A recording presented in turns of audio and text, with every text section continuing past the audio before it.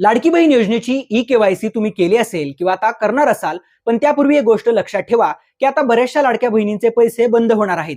कोण आहेत त्या लाडक्या बहिणी ते सांगतो, पण त्यापूर्वी अशा सगळ्या योजनांच्या माहितीसाठी या पेजला नक्कीच फॉलो करा. बघा, लाडकी बहीण योजनेची केवायसी करताना तुम्हाला तुमच्या आधार कार्ड बरोबरच तुमच्या वडिलांचा किंवा पतीचा आधार नंबर मागितला जातोय.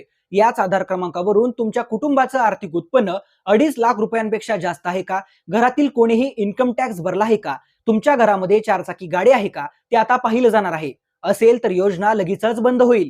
त्याचबरोबर तुमच्या घरामध्ये एका रेशनिंग कार्डमध्ये नाव असलेली एकच विवाहित महिला आणि एकच अविवाहित मुलगी या योजनेचा लाभ घेते का, ते देखील तपासलं जाईल.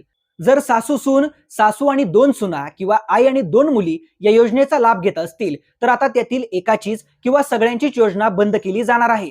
त्यामुळे त्याच महिलांची केवायसी करा ज्यांची योजना तुम्हाला सुरू ठेवायची आहे. खोटी माहिती दिली तर सगळ्यांचीच योजना बंद होईल. माहिती महत्त्वाची आहे, त्यामुळे हा व्हिडिओ जास्तीत जास्त महिलांपर्यंत नक्कीच शेअर करा.